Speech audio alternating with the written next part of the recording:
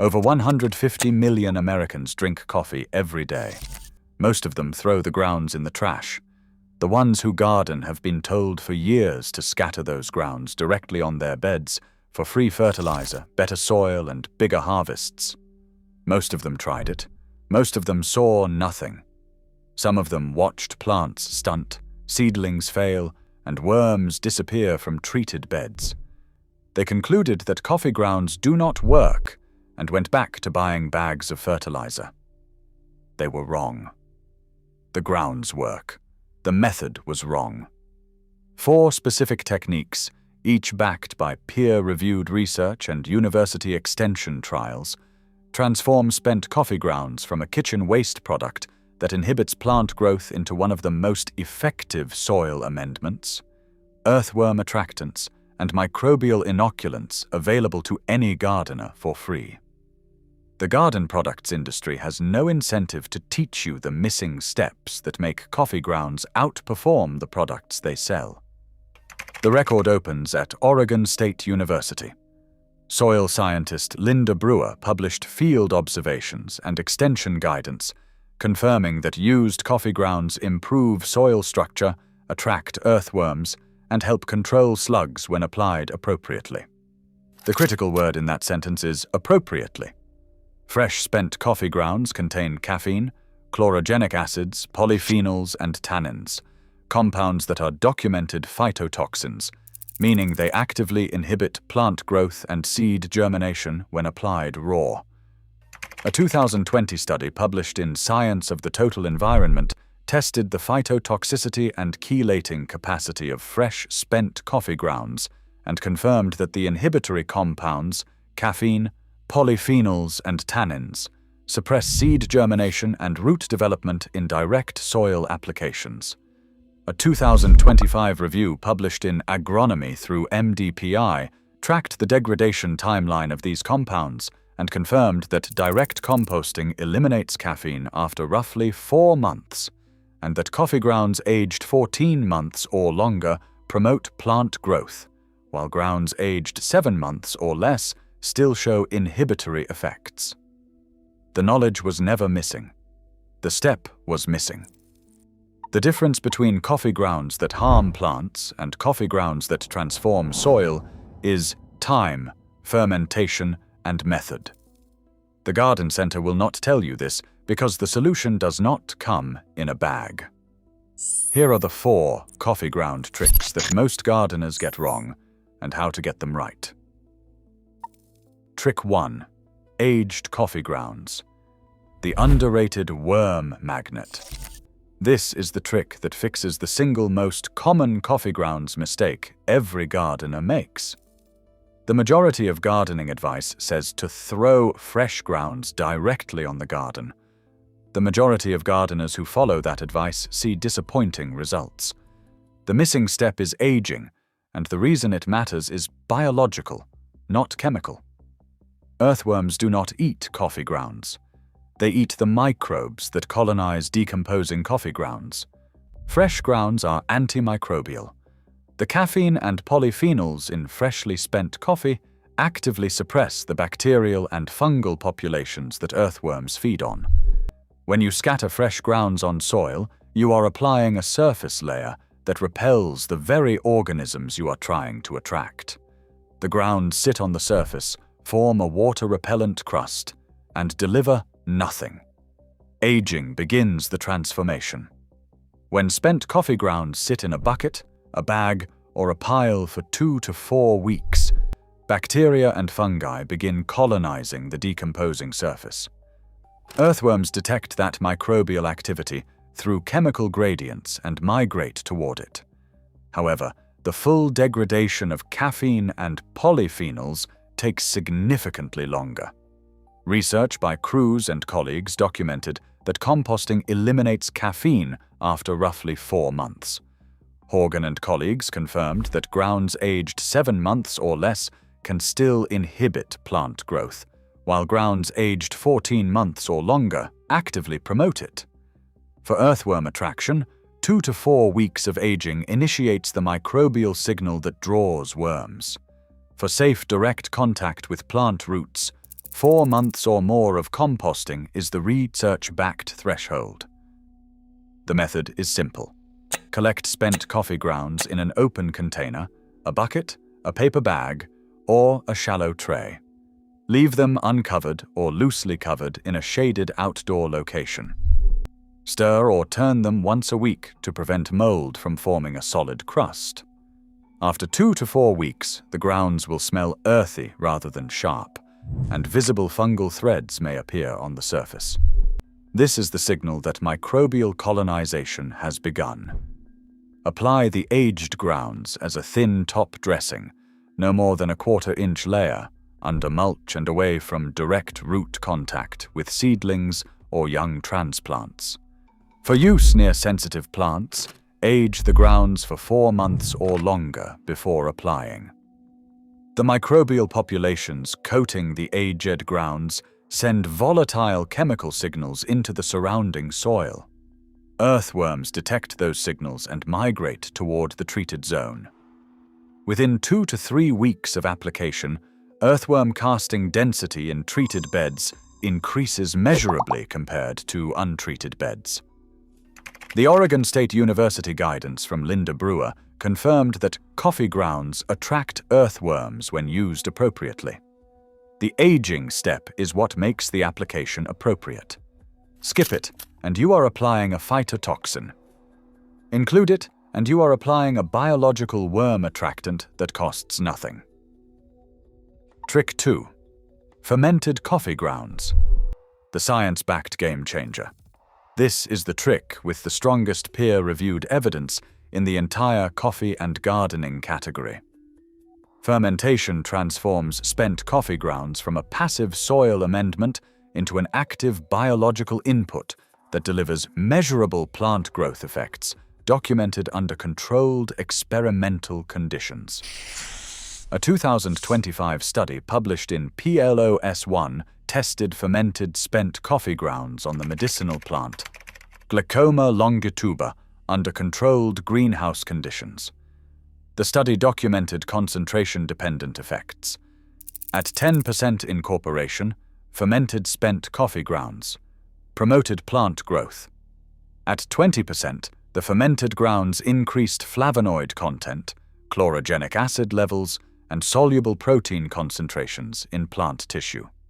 The study also tested the interaction between fermented grounds and earthworms, documenting contrasting effects that confirm the biological complexity of the system. A supporting study published in the journal Fermentation through MDP Wine in 2025 documented the bioprocessing of spent coffee grounds through solid-state fermentation with Trichoderma harzianum and Rhizopus oryzae. The fermentation process unlocked bound polyphenols from the coffee ground matrix, transforming them from phytotoxic inhibitors into bioavailable antioxidant compounds. The fermented product was chemically and biologically distinct from raw or simply aged grounds. The preparation requires more steps than aging, but produces a categorically superior product. Collect spent coffee grounds in a container with a loose-fitting lid. Mix the grounds with an equal volume of finished compost or garden soil to introduce a diverse microbial starter culture. Add enough water to make the mixture damp but not waterlogged, roughly the moisture level of a wrung-out sponge. Cover loosely to allow gas exchange. Stir every 3 to 4 days. Over 4 to 6 weeks, the mixture undergoes a controlled fermentation. The microbial populations from the compost or soil colonize the coffee ground substrate, breaking down caffeine, tannins, and chlorogenic acids while producing enzymes, organic acids, and metabolites that are directly beneficial to plant roots and soil biology. The finished product should smell earthy and soil-like when fermentation is complete. If it still smells strongly sour or acidic, allow additional time before applying. Apply fermented coffee grounds at a rate of 10% by volume, mixed into the top 4 inches of soil around established plants, or blended into potting mix for container plantings. The PLOS1 study documented growth promotion at this concentration. Do not exceed 20% by volume unless you are specifically targeting phytochemical enrichment in medicinal or specialty crops. This is the most powerful single application in the coffee ground toolkit. It delivers living microbial populations, bioavailable polyphenols, and slow-release nitrogen in a form that raw grounds cannot match. For viewers who followed the fermented rice water method from previous videos, the principle is identical. Fermentation transforms a kitchen waste product into a biological soil inoculant. Trick 3. Coffee grounds in the worm bin and compost pile. The system amplifier. This trick closes the loop for gardeners already running worm bins or compost systems, and it solves two specific problems that most composters encounter regularly: compost piles that will not heat up, and worm bins that need nitrogen-rich inputs to sustain population growth. Oregon State University Extension published a field trial conducted by trained master composters in Lane County that tested coffee grounds as a compost amendment. The trial documented that compost piles amended with coffee grounds reached internal temperatures of 135 to 155 degrees Fahrenheit, and sustained those temperatures for 2 weeks, the threshold required for pathogen destruction and rapid decomposition. The coffee grounds functioned as a concentrated nitrogen source with a carbon-to-nitrogen ratio of roughly 20:1, which is close to the ideal range for active composting. A peer-reviewed study published in Bioresource Technology tested coffee grounds combined with kitchen waste in vermicomposting systems, and documented that the combination significantly increased earthworm reproduction and vermicompost nutrient content compared to kitchen waste alone. The coffee grounds provided nitrogen and microbial food that accelerated worm feeding and cocoon production within the controlled bin environment. The moderation warning is critical and also peer-reviewed. A study published in Bioresource Technology in 2011 evaluated 3 composting systems for managing spent coffee grounds and documented that earthworm survival is low when coffee grounds are the sole feedstock. The caffeine and density of the material create conditions that suppress worm activity when grounds dominate the substrate. The solution is proportion, not avoidance. In your worm bin, add coffee grounds as no more than 10 to 15% of total feeding volume, mixed thoroughly with other kitchen scraps, shredded paper bedding, and cardboard. The grounds provide nitrogen and microbial food. The other materials provide carbon, structure, and moisture balance. A tablespoon or 2 of grounds per feeding is sufficient for a standard home bin. Do not dump an entire French press load into the bin at once. In your compost pile, scatter a thin layer of grounds between your green and brown layers. The nitrogen content heats the pile and accelerates decomposition of the surrounding carbon materials. The Cornell soil. Now program published guidance confirming that coffee grounds are an effective compost amendment when mixed with other organic materials in balanced proportions. The output of both systems, enriched worm castings and nutrient-dense finished compost, returns to the garden beds where it compounds with the aged and fermented grounds applied through tricks 1 and 2. The system feeds itself. Trick 4. Coffee tea. The liquid microbial drench. This is the gentlest application method and the one best suited for or container plants, seedlings, and transplants where solid grounds are awkward to apply or risk surface crusting. Coffee tea is made by steeping aged or fermented coffee grounds in water to extract the soluble nutrient fraction, dissolved nitrogen, potassium, phosphorus, and the water-soluble organic compounds that feed soil microbes. The Oregon State University Extension documentation on coffee grounds confirmed that the soluble fraction of spent coffee is biologically active, noting that a 1 to 2% drench of coffee solution provides measurable slug deterrence through caffeine delivery, which confirms that soluble compounds transfer effectively from grounds to water. A 2024 study published through PMC tested spent coffee grounds as a fertilizer alongside vermicompost and chemical fertilizer in a greenhouse trial on red radish. The study documented that coffee ground applications improved soil quality markers and plant growth when applied in appropriate concentrations. A peer-reviewed paper published through ACS Sustainable Resource Management reviewed the liquid extraction of humic-like substances from spent coffee grounds and confirmed that the aqueous fraction contains organic mineral compounds with documented fertilizer value. The preparation is straightforward. Place 1 cup of aged coffee grounds, not fresh, into a cloth bag, an old sock, or a piece of cheesecloth tied with string. Submerge the bag in a 5-gallon bucket of water. Let it steep for 24 to 48 hours, agitating the bag once daily. The water will turn a dark amber color as soluble nutrients and organic compounds leach from the grounds.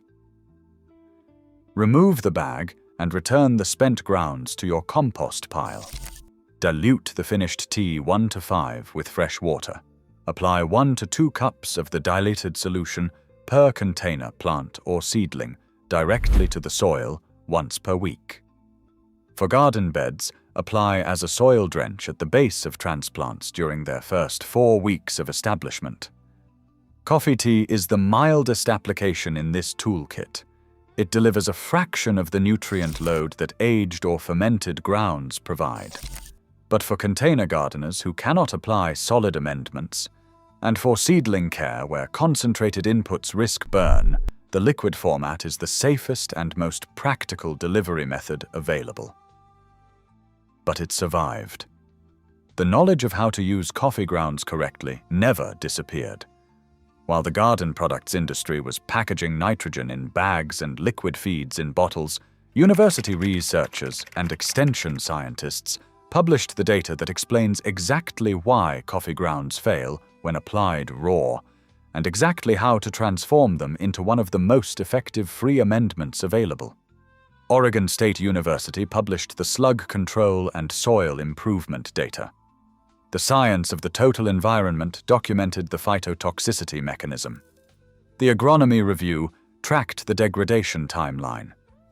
PLOS1 published the fermented grounds trial with earthworm interaction data.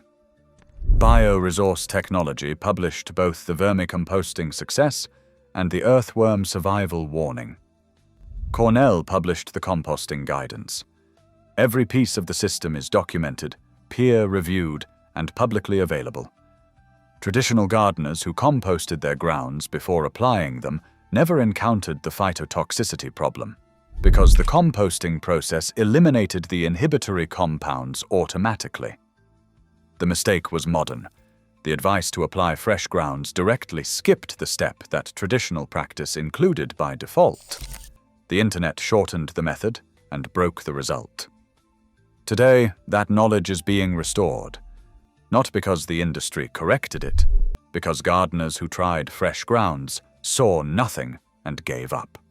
Started asking why the same grounds worked beautifully in their compost pile, but failed miserably on their garden beds.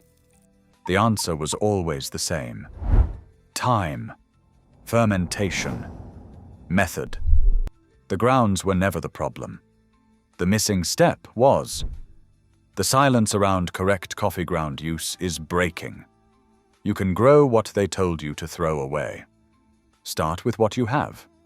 If you drink coffee, save the grounds tomorrow morning. Set them in a bucket outside and let them age for at least 2 to 4 weeks before applying near any plants, and for 4 months or more if applying directly around root zones. If you want the most powerful application, mix grounds with compost and ferment for 4 to 6 weeks. If you run a worm bin, add a tablespoon of grounds per feeding and watch reproduction climb. If you grow in containers, steep aged grounds into a tea and drench your pots weekly. The total investment for all 4 tricks across a full growing season is $0. The grounds come from your morning coffee. The aging requires a bucket and time. The fermentation requires a handful of compost and patience. The tea requires water and a cloth bag. Every input is free. Every output builds soil. Every application compounds with the last. The garden products industry profits from the assumption that kitchen waste belongs in the trash and soil fertility belongs in a bag. These 4 coffee ground tricks begin with the opposite truth, that the most effective soil amendment many gardeners will ever use is sitting in their coffee maker right now, and the only thing standing between failure and success is the knowledge of what to do with it before it hits the soil. The knowledge was never lost. It was waiting in the compost pile, in the extension publications, in the peer-reviewed journals, in the hands of gardeners who never applied a fresh ground to bare soil and wondered why nothing grew. If this seed was finally freed for you, subscribe to Hank's Gardening Journey and hit the bell. Every like and every share helps break the silence. The next seed breaks free soon.